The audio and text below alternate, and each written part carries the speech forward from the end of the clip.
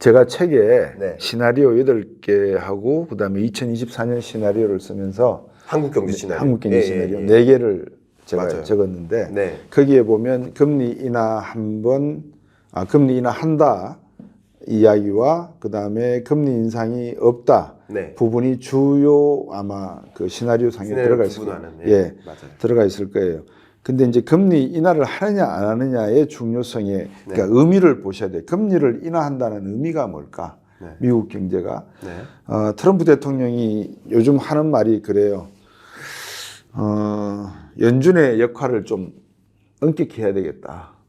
듀얼 리스폰시빌리티에서 물가 잡는 데만 신경 쓰라 너들은 실업률 이런 거 신경 쓰지 말고 네. 그러면 이제 물가를 잡는 데 신경을 쓰라는 말은 금리가 만약에 물가가 소비자 물가가 3%대에서 2%대에 왔다 갔다 하면 네. 그러면 2.5대는 내려도 되고 예를 들어서 2.6일 때는 내리면 안 되느냐 그 판단하는 그 근거나 어떤 기준에 대해서 연준이 이제 고민을 해야 될 시점이 오지 않겠어요. 아까 제가 멘트 중에 하나를 빠뜨린 것 중에 뭐가 있었냐면 중요한 게 지금 유가가 배럴당 60달러대로 내려가려고 하는 모양새를 보여요. 네. 그러면 지금 70달러 WTI 기준으로 70달러에 있던 게 유가가 60달러 떨어진다는 말은 세계 경제가 안 좋다는 거 아니겠어요? 그죠? 안 좋다는 거죠. 그죠? 중국의 수요가 많이 줄어든다는 의미고.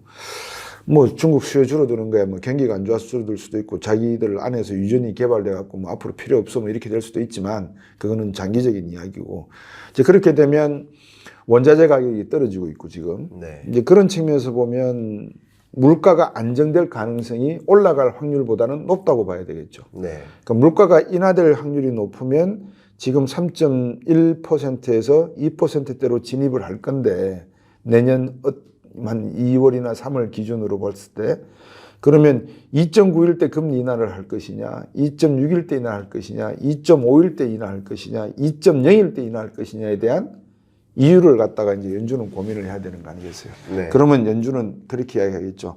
유가가 어느 정도 안정이 되고 소비 성장이 어느 정도 회복이 되거나 유지되고 있고 정부 정책이 일정한 목표를 향해서 달아가는데 실업률은 몇 % 계속 유지되고 있고 따라서 지금의 문제는 디리스킹 부분이 어느 정도 해소되고 있으니까 이 디리스킹에 따라서 금리를 인하하겠다라고 말할 수 있는 시점은 적어도 상반기는 아닌 것 같아요. 네. 그죠? 저랑 똑같으신데. 예. 그래서 이제 하반기에 갈수록 금리 인하에 대한 압력이 높을 건데 바이든 입장에서는 아닐 수도 있겠죠. 네. 난 지금 대선에 재선이 돼야 되는데 네. 금리 인하를 빨리 했을 경우에 만약에 경기가 어느 정도 반등하는 모습을 보이면 미국 유권자들은 뭐 북핵 문제 이 다 필요 없어요. 미국 경제가 좋아야 되지 않겠어요. 예. 그런 입장에서 보면 바이든 대통령 아까 제가 서두에서 미국은 대통령이 뭐 이렇게 언지를 안 준다고 했지만 금리에 간섭을 안 한다고 했지만 바이든 대통령 입장에서는 야 재선이 되면 참 좋겠는데 금리 어떻게 이용해서 좀 경기를 살릴 수 있는 방법이 없을까? 내치적으로 만들 수 있는 방법이 없을까? 고민하겠죠, 어느 시점에서. 그게 상반기에는 어렵 것 같다. 아무리 자기가 내리고 싶어도 미 연준이 응해주기에는 상반기는 어려운 시점인 것 같다. 그러면 이제 하반기에 갈 건데 금리를 내리면 그 다음에 질문이 또 생기잖아요. 네. 올릴 때 계속 올렸잖아요. 예. 그럼 내릴 때 계속 내릴 건가? 찔끔찔끔 내릴 건가? 일정한 규칙을 두고 내릴 건가? 왜냐하면 이미 금리를 내렸다는 말은 물가 수준이 2%에 도달했다는 말 아니겠어요? 네. 그러면 그 시점에서 금리를 빨리 내려주는 게 좋을 건가? 계속해서. 아니면 아까 말씀드렸지만 천천히 내릴 건가? 아니면 3개월마다 한 번씩 내릴 건가? 거기에 대한 이야기들이 이제 그 다음에 궁금해질 거예요. 네. 그런 모든 내용들을 가지고 미 연준이 아마 대응을 해야 되는데 잘 아시다시피 아까도 제가 그랬잖아요. 돈을 연준을 확 빨아당기려고 그랬는데 재무부가 뒤에서 돈을 막 풀었잖아요. 그러다 보니까 상원 하원에서 미 재정 부채가 너무 많아지니 부채의 한계를 좀 정해야 되겠다는 법안을 놓고 옥신각신했잖아요. 지금도 하고 있고.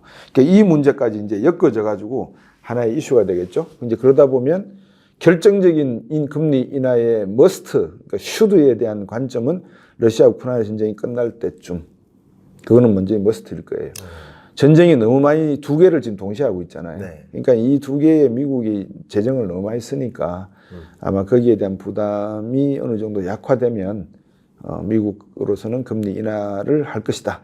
단 계속 내릴 것이냐, 이따금 내릴 것이냐, 규칙적으로 내릴 것이냐에 대한 질문은 또 생길 거다. 그러시군요. 저는 말씀 중에 네. 하셨던 몇몇 포인트들을 좀 생각한다면 지금 미국 국민이 고물가에 짓눌려서 힘들어할까 아니면 뭐 소득이나 고용이 불안정해서 그것에 짓눌려서 힘들어할까 두 가지를 놓고 봤을 때 네. 혹시 어디라고 생각하십니까? 둘 다예요. 둘 다예요. 예. 근데 그 둘 중에 하나를 고른다면 뭐라고 혹시 생각하십니까? 고물가하고 또 뭐였죠? 고물가냐 경기냐, 물가냐 경기냐. 물가냐 경기냐 그건 너무 좀 애매한 부분인데. 네. 그래서 경기를 상징하는 게 고용과 소득이니까 국민 입장에선 고용과 소득. 예.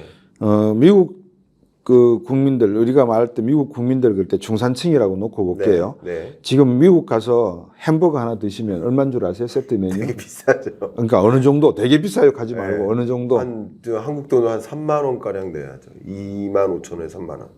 13 곱하기 1,300원 하면 한 16,000원, 17,000원 정도 돼요. 햄버거 하나 세트 메뉴로 먹는데. 세트 메뉴요? 예. 예. 하여튼 뭐 햄버거마다 또 다르니까. 그러니까 일반적으로 맥도날드 네. 제가 그랬잖아요. 맥도날드. 중산층 예, 기준으로. 예, 중산층 기준으로. 뭐 쉐이크 뭐 버거인가 이런 거 예, 빼고요. 예. 그런 거는 뭐 좀 특별히 따로 인스턴트로. 그거는 지금 대한민국에서도 3만 원, 4만 원 하는데 네네. 그러면 한 15,000원, 2만 원 하겠네요. 그렇죠. 네. 그 사이에 먹어요. 그러니까 보통 우리가 중산층이라고 표현할 때 미국 분들이 가는 맥도날드나 버거킹 기준으로 놓고 보면 제가 유학할 당시에 햄버거 세트 메뉴 값은 90년대에 텍스 포함해서 한 5불이면 먹어요. 네. 그 쿠폰까지 있으면 좀 세일이 되죠. 네. 근데 요즘은 그 값이 제가 말씀드렸다시피 15불 정도 해요. 예. 시간당 임금이 지금 한 15불 정도, 10불 정도 최저임금이 미국은 주마다 틀리긴 하지만 그 정도 된다고 놓고 봤을 때 물가가 전반적으로 다 올라 버렸어요. 그렇죠.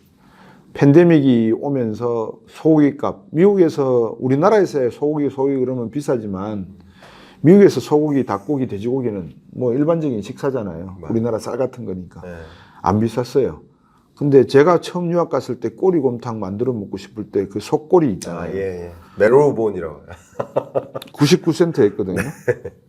지금 그거 6불, 7불이에요. 예. 그러니까 물가라는 측면에서 놓고 보면 전반적인 물가가 다 올라버린 상황이다. 그러면 소득이 따라 올랐느냐?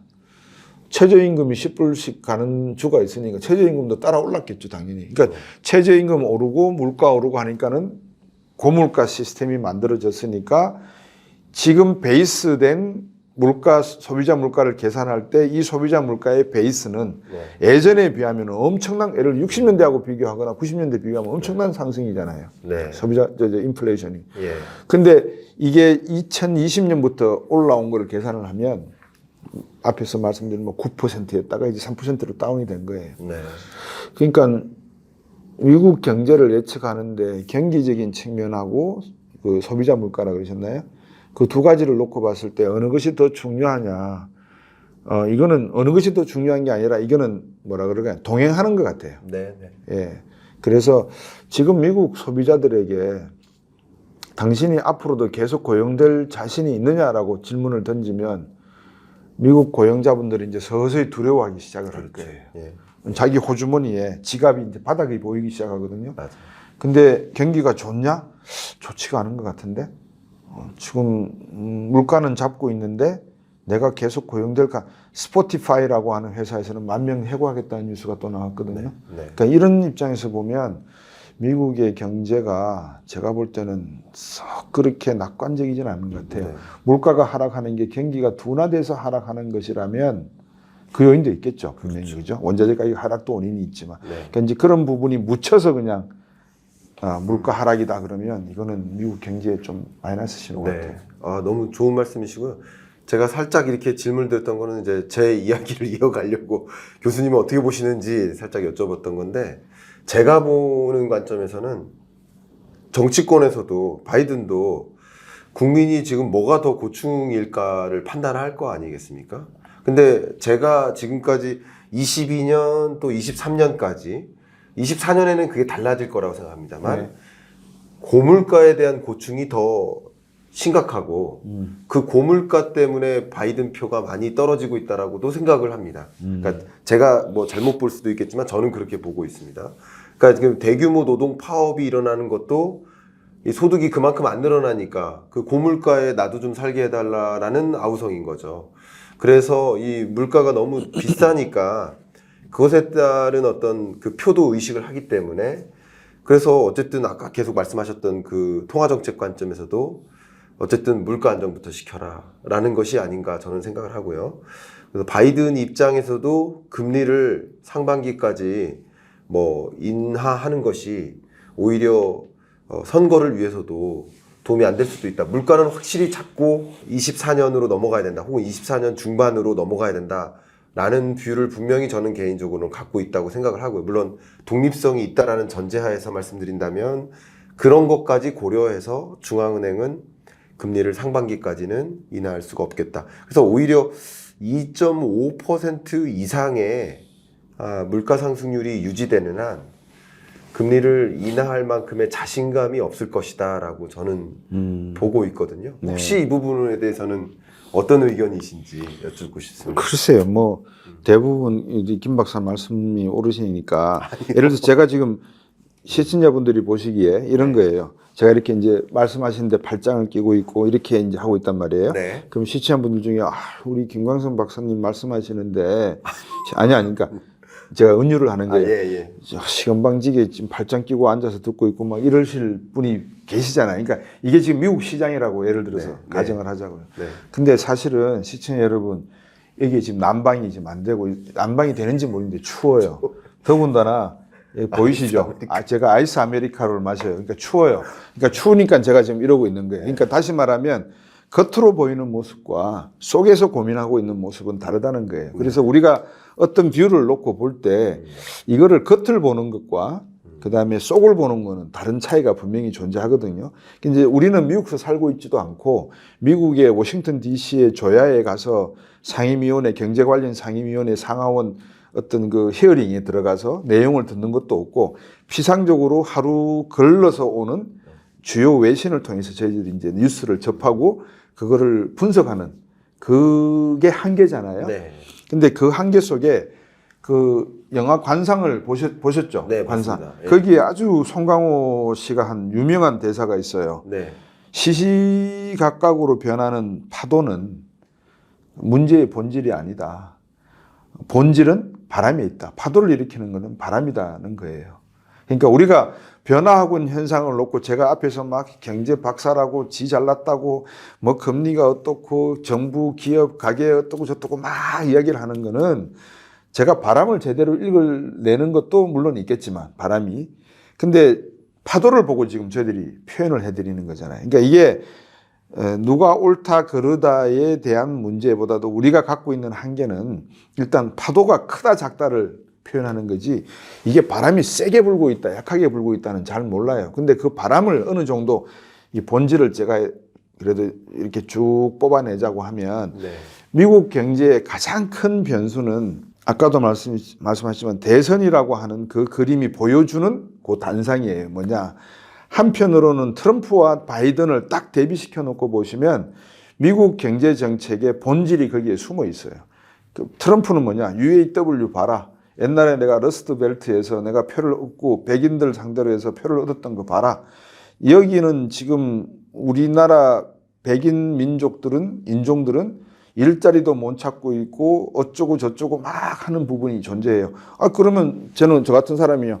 3D 가 그러면 청소하고 하면 되지. 왜 그거 안 하려고 그러니까는 라틴계들 들어오고 하는 거 아니야. 아시안계들 들어오고. 그럼 3D 업종에 백인들 가세요. 근데 시장에 가서 백인들 보고 하겠냐 이렇게 물으니까 안 오니까 결국은 소수인종들이 들어가서 거기서 굳은 일을 하는 거 아니겠어요. 근데 트럼프는 그것도 정치적으로 이용하는 거예요. 그러니까 정치적으로 이용하는 것과 경제적인 현실은 다른 거죠. 네. 근데 본질은 뭐냐면 미국 경제가 백인들에게 우호적이지 않다라는 이슈가 하나가 존재하고 그다음에 두 번째 이번에 이스라엘 하마스 전쟁 가만히 놓고 보시면 하버드나 유펜이나 아이비리그에 재밌는 현상이 나타나요. 뭐냐면 이스라엘을 갖다가 불편하게 하면 장학금 끊겠다는 소리가 막 나와요. 네. 그러니까 그런 내용들을 놓고 보면 미국이라고 하는 전반적인 사회 OS 시스템, 그러니까 우리가 안드로이드를 쓰느냐 아이폰 OS를 쓰느냐의 차이잖아요. 네. 그러니까 바이든을 안드로이드라 치고 트럼프를 애플의 OS라고 치면 트럼프의 애플 OS는 안드로이드 OS하고 환이 안 되는 거예요. 어느 게 근데 본질이냐? 둘 다 본질이에요, 사실상. 네. 근데 어느 것을 취사 선택하느냐의 문제는 미국 국민들에 의해서 만들어지는데 네. 그 미국 국민들 중에 백인들과 소수 인종들 간의 어떤 그 이해관계의 차이도 존재한다는 것을 트럼프는 치고 들어가는 거고, 그걸 이제 우리나라식으로 표현하면 지역 감정을 일으키는 거예요. 네. 아무 생각 없이 드림 컨트리라고 생각해서 미국 오면 열심히 일만 하면 성공할 수 있다라고 생각했던 과거의 미국인데 트럼프는 이제 그런 거를 없애버리겠다고 하는 거거든요. 그러면 이거를 정책적으로, 그런 말이 본질인데 그 본질을 이렇게 말하면 천박하잖아요. 미국 사람 입장에서. 이걸 어떻게 감추느냐? 보호무역주의로 가겠다는 거예요. 네. 네. 이제 미국 건드리지 마라. 네. 너희들 알다시피 1830년대에 멀로 대통령이 이야기했던 것처럼 유럽 너희들도 신경 쓰지 말고 너희들끼리 살아. 그럼 러시아 우크라이나 전쟁 때 지원 더 이상 못하겠다. 그럼 우리 보고 지원하라고? 우리는 뭐 땅 파서 돈 만드니?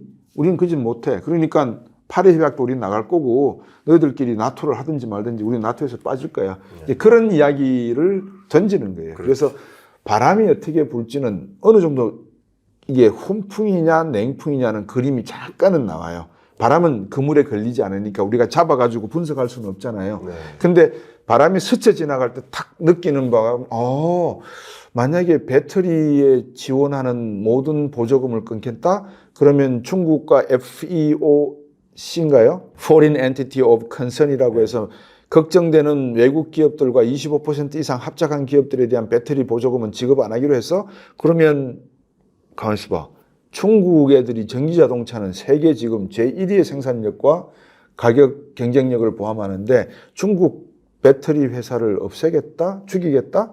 아니면 골치 아프게 하겠다? 그 말은 중국 전기자동차 시장을 무너뜨리겠다? 그러면 UAW 노조와의 어떤 그 주장의 목소리를 듣고 보면 UAW가 뭐예요? 아까 저 노동자들 급여 말씀하셨으니까 급여 올려줘. 차가 팔려야 급여를 올리죠. 어떤 차가 팔려야? 내연기관 차가.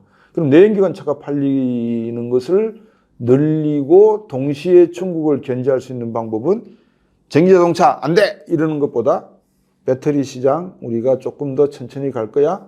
툭 던져버리는 게 더 낫죠. 거기에 이제 실탄이 탕 터지면 15도 각도인가요? 5도 각도로 쫙 파편이 날아갈 때 납작 엎드려 있으면 괜찮은데 우리는 납작 엎드린 상태가 아니잖아요. 그죠? 그러니까 우리도 이제 유탄을 맞는다는 거예요. 네. 이제 그렇게 되면 이 바람의 본질이라고 하는 것은 상당히 우리가 생각하는 것보다는 네. 좀 찾아내기가 어렵다. 네. 그래서 시청자 여러분들께 우리 김 박사님이 워낙 예리한 분석을 잘 해주시니까 저는 이 채널을 통해서 여러분들이 많은 정보를 얻으실 거라 생각을 하고, 그 바람은 그물에 걸리지 않습니다. 네. 그러니까 우리가 잡아서 막 그 현미경으로 들여다보고 할 수 없는 부분이니까 네. 그 부분은 좀 이해를 하시면 좋겠어요. 그래서 금리 인하 한다. 네. 하는 건 맞다. 근데 이게 상반기는 아닌 것 같다. 본질은 아까 말씀드린 대로 트럼프의 생각이 여기에 있는 것 같다. 그럼 트럼프가 대통령 될 거냐? 아니면 헛발질을 하면서 미국 국민들의 양심과 상식에 반하는 결과로 오히려 바이든이 재선될 거냐? 그것도 모르는 거죠. 네, 그것도 모르는 거죠, 아직까지. 네, 좋습니다. 우리 교수님이 이렇게 쭉 말씀해주고 계신데, 아까 우리 서울 수도권에는 별이 잘 보이지 않는다고 하셨잖아요. 저는 별을 지금 보고 있습니다. 좋은 데 사셔서 그렇죠. 별을 지금 보고 있습니다. 여기 책 표지에도 별이 5개나 있어요. 그건 장수 돌침대인가요? 예. 이런 거는 PPL이죠. 아니요. 제가 예. 너무 아재 개그를 좀 잠깐 했습니다. 아재 개그 제가 하나 내드릴까 맞춰보실래요? 예. 아재 개그 중에 제가 재밌는 개그가 요즘 스님이 공중부양을 한다를 아재 개그 있었자로. 스님이 공중부양을 한다? 예. 나는 모르겠네. 창의적이지 못해가지고. 예. 어중이 떠중이. 예. 여러분들도 많이 웃으셨을 거라고 생각합니다. 아니요. 정말 그 FEOC까지 거론해 주시면서 이 미국 경제의 어떤 우리가 관찰해야 될 중요한 포인트들을 이렇게 거론해 주신 거라고 저는 생각을 하고요. 그런 관점에서 우리가 좀 24년을 좀 준비하실 때 내가 어떤 것들을 예의주시하면서 준비를 해야 될까 하는데 좀 도움이 됐기를 바라고요. 저는 이 부분이 좀 궁금합니다. 다음번 위기는 정말 심각할 수도 있다. 특히 환율 전쟁 수준이 아니라 기축통화 전쟁으로까지 불거질 수 있다. 저희 이 부분이 좀 제가 책에서 그렇게 썼나요? 예, 그 혹시 편집자의 그 제목 선택인 건가요? 아니요, 그건 모르겠어요. 제가 뭐 예. 혹시 다음번 혹시 24년에서 28년 동안 뭐 위기가 온다면 그 위기는 정말 심각할 것이다라고 생각. 그거는 맞아요. 하시겠죠? 그거는 이제 우리나라 경제 입장에서 보면 네. 심각해요. 그렇죠. 심각하겠죠. 예, 심각하겠죠. 이번 예. 위기가 오면 뭐 예. 당연히. 김 박사님이 먼저 왜 우리나라 경제 위기가 심각한지를 좀 시청자분들 설명해 주세요. 아니요. 저는 경제 위기가 올 거라고 생각하지는 않습니다. 예. 긍정적으로 보시나요? 긍정적으로 본다기보다는 예. 장기 침체에 놓일 거라고 보고. 장기 침체. 예, 뭐 안타깝고 죄송하지만 장기 침체로 가는 모습이지. 예를 들어 일본 따라갈 거라고까지 생각은 안 합니다만 예를 든다면 일본이 어떤 위기를 만나가지고 잃어버린 20년을 한 게 아니라 계속 그냥 제로 성장하는 흐름으로 간 거 아닙니까? 우리나라가 그 정도 갈 거라고 생각하진 않지만 이제 뭐 피크 코리아라는 비아냥거리는 지적이 있긴 했지만 저는 오히려 그 비아냥거리는 그런 비난성 표현만 제외하고는 나머지는 좀 냉정하게 겸허하게 좀 수용하고 어떻게 대응해야 될지를 좀 고민해야 되는 순간이라고 저는 판단하고 있어요. 그래서 경기 침체가 좀 지속되는 둔화가 지속되는 그런 국면이지 경제 위기로 치달을 거라는 사인을 좀 찾기는 저는 힘들거든요. 그래서 교수님께서 혹시 그런 부분이 있는지 약한 고리가 어떤 부분이 있는지 말씀해 주시면 감사하겠습니다. 한국 경제가 침체로 간다. 일본 경제처럼 잃어버린 30년으로 갈 가능성이 크다. 잠재 성장률이 0%대로 떨어진다. 근데 저는 그렇게 생각을 해요. 한국 경제는 뭐라 그럴까요? 총체적인 위기 상황이에요, 지금. 네. 왜냐하면 옳은 것을 옳다라고 못하고 그런 것을 그르다라고 말하지 않는 세상에 사는 사람들은 네. 경제적 활동을 제대로 할 수가 없어요. 아까 제가 말씀드렸잖아요. 네. 서두에. 미국 경제가 예측 가능한 이유는 그나마 괜찮은 정보가 노이즈도 많이 있지만 정책 당국자나 정책하는 사람들의 입에서 나오는 말들이 정직하게 나오는 말들이 많기 때문에 시장에서 어느 정도 그 트위스트된 이렇게 꺾인 부분만 제대로 바로 펴줄 수만 있다면 네. 예측 가능하다는 말씀을 드렸잖아요. 네. 근데 대한민국은 예측 불가능해요. 왜냐하면 TV를 요즘 젊은 세대들은 뭐 공부하시느라 바쁘니까 TV를 많이 못 보시지만 우리 김 박사 나이 때나 이런 분들이 뭐 TV도 잘 안 보시겠지만 이렇게 TV 신청하면 어디를 많이 정치 파트를 많이 보잖아요. 네. 네. 정치 파트를 이렇게 보면 제가 정치 이야기를 하려는 게 아니고 그러니까 자라나는 사람들이 어떤 변화의 모습을 아까도 제가 그 송강호 배우의 대사를 말씀을 드렸는데 시대의 변화라는 것을 읽어내지 못하면 네. 그 사회는 결국 생명력 자체를 잃어버리는 거예요. 그러니까 45억 년 지구 역사상에 6천만 년, 7천만 년의 인류 역사 속에 네. 시대 변화를 제대로 읽어내지 못한 민족과 국가가 생존하지는 못했어요. 그거는 뭐 분명하잖아요. 그러면 지금 시대 변화가 어떻게 가고 있는데 대한민국의 많은 지성인들, 김 박사를 비롯해서 TV에 나오시거나 뭐 저를 포함해서 뭐 시청자 여러분들에게 많은 또는 관중들에게 어떤 내용을 말씀을 드릴 때 지금 우리가 어떻게 변화하고 있습니다라는 것을 제대로 말씀하고 논의해 본 적이 있나요? 저는 없다고 보여지거든요. 그냥 파도가 높습니다, 낮습니다. 거품이 많네요. 지금 태풍이 몰려오고 있으니까 조심하세요. 이 정도는 다 하는 거예요. 그걸 가지고 뭐 경제를 안다, 경제를 뭐 여러분들하고 대화를 한다. 저는 그거는 뭐 그분들의 역할을 할 수가 있겠죠. 근데 저는 그거보다는 아까도 말씀드렸죠. 이 바람이 왜 일어나느냐. 이 바람의 본질이 뭐냐. 대한민국 경제가 위기라 그랬는데 기축통화 문제 말씀을 하셨는데 자, 미국과 중국이 싸울 때 미국은 잘 아시지만 경기 사이클이 보통 소련 학자 쿠츠네츠가 예측한 경기 사이클이 30년, 50년짜리도 있잖아요. 10년짜리도 있잖아요. 그러니까 경기 예측 기간이 장기 예측이 많아요. 장기 그림이 많아요. 중국은 몇 년이냐라고 저한테 누가 물으시면 중국은 아직까지 경제학적인 어떤 백그라운드를 갖고 있지 못하기 때문에 많은 지금 중국에서 인민은행에 있건 공상은행에 있건 이 친구들이 미국서 학예하고 세계은행에 있다가 IMF에 있다가 자기 중국으로 가서 지금 그거를 따라서 하고 있는 상황이기 때문에 중국의 어떤 경제 산화, 경제 철학을 바탕으로 한 경제 논리는 이론은 만들어진 적도 없고 만들어지지 않을 수도 있어요. 어떻게 보면. 네. 그거 한다 그러면 중국이 세계에서 최고가는 경제 국가가 되겠죠. 자기의 이론을 만든다는 것은 모든 세계의 생산과 분배 과정을 자기의 논리대로 요구할 수 있다는 힘을 가진 나라가 된다는 말이잖아요. 네. 근데 중국은 그거 아직 못하잖아요. 그죠? 그럼 못하기 때문에 기축통화 가지고 이야기하는 거는 말이 안 되는 거예요. 네. 근데 자꾸 중국이 찝쩍찝쩍거려요. 근데 찝쩍찝쩍거리는 이유는 뭐냐?